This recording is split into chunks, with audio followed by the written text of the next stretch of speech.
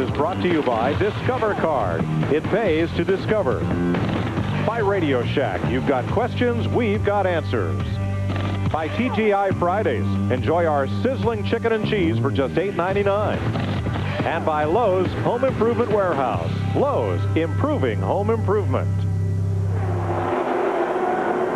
Big crowd on hand at Talladega as Jeff Gordon leads his Hendrick Chevy teammate Jimmy Johnson, Ward Burton, Kevin Harvick, Dale Earnhardt Jr., the front five. Dale Jarrett is in 11th place.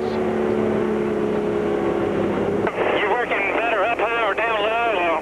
Anywhere I can help you the most? I mean, I'm not working very good anywhere. Car gets to the outside of me, it just about stops this thing. I'll pick up a little bit more speed if I can get up on the upper side and go from there. That's the two teammates trying to work together there, Dale Jarrett and Elliott Sadler. They're talking to each other about can they help each other. Right now they're sitting there together in 11th and 12th place. And I don't believe a Ford has, Matt Kenseth led under the green flag. He's the one Ford to lead this race under green. And right now he's by far the highest running Ford, sitting in 6th place behind leader Jeff Gordon. But let me tell you, I just always think back to Daytona, and I never heard anything about Matt Kenseth or Kurt Busch or Mark Martin or any of them until the end of the day. And when they did the rundown, there they were. They'll restart with 51 laps to go. That will include at least one more pit stop. For everybody, even the cars that pitted that time, even the cars that stayed out that time. 19 cars on the lead lap.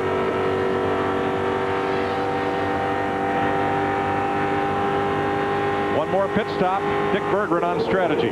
Boy, there's been a lot of stuff going on in the pits. Sterling Marlin came in early in that caution period, put fuel only in his car. Kevin Harvick's team decided that they were going to do what everybody else up front did. They had plenty of fuel. They decided to stay out, so they decided to stay out too.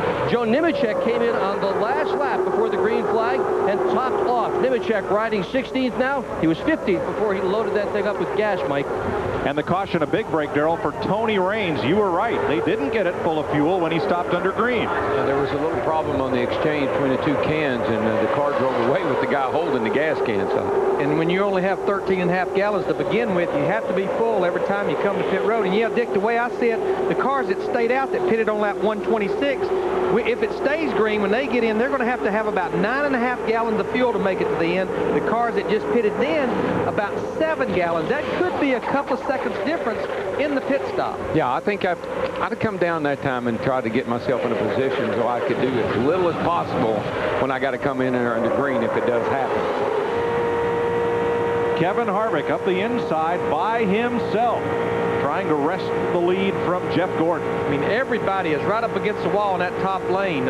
Kenny Wallace in the 23, he looks like he's about 5 car lengths back from Kevin Harvick, but that group's coming pretty fast.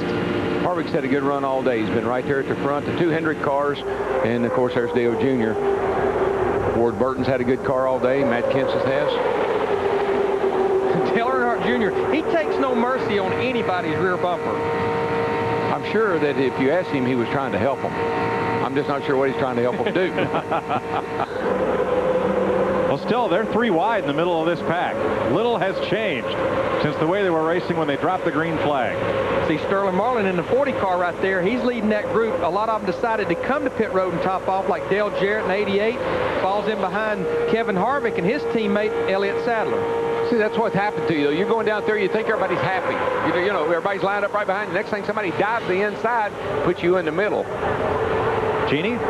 Well, earlier we were eavesdropping on the conversation between the 38 and the 88. For the 88, he has been fighting damage to that left rear fender most of the day. They actually put some sheet metal on it, and they found out the car ran worse with it on, so they took another pit stop to take it off.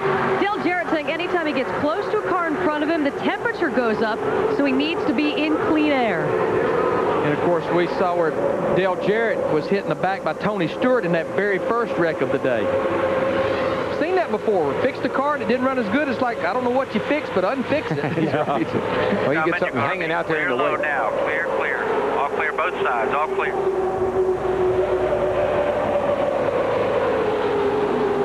What did you see Junior? I mean, he just sliced out from behind Kevin Harvick. That's the way you have to drive, though. When there's a crack there, you got to get in it. You can't wait. Because it won't be there long. It won't be there very long, and they'll take it away from you.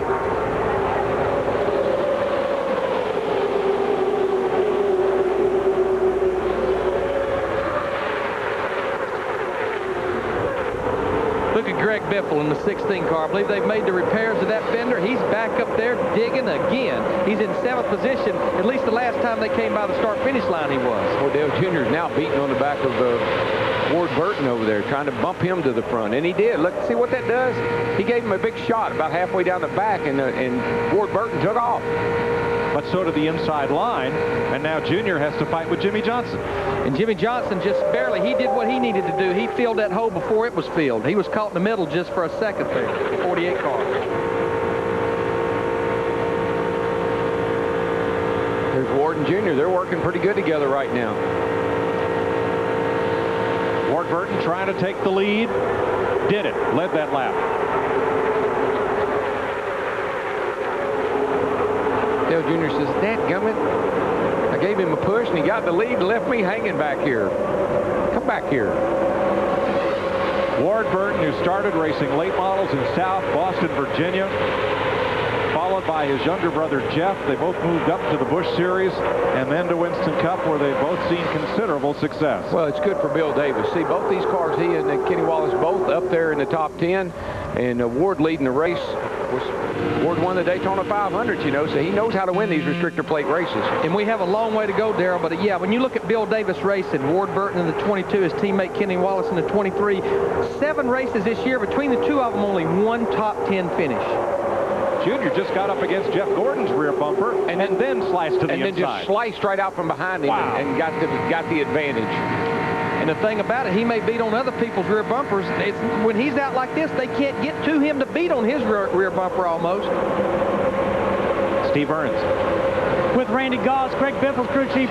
Randy, she doesn't look pretty, but she's hanging in there. Yeah, she's pretty ugly. I'm just really proud of the Granger crew, Matt. They've been like the Dirty Dozen today. That we just keep bringing a junker in. You know, the fender's blowing off at these speeds, and they just keep fixing it. They had to set the toe.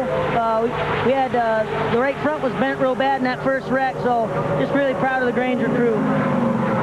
Well, Randy Goss and his team have worked harder than any lead lap crew today. And he should be proud of him. He should be proud of his driver, too. I mean, he's out there doing everything he can. He gets me up off my seat a lot, I know that, but he's hanging right in there with that car. Darrell Jr. sliced to the bottom end of the lead, but here comes the high groove, and it's working once again.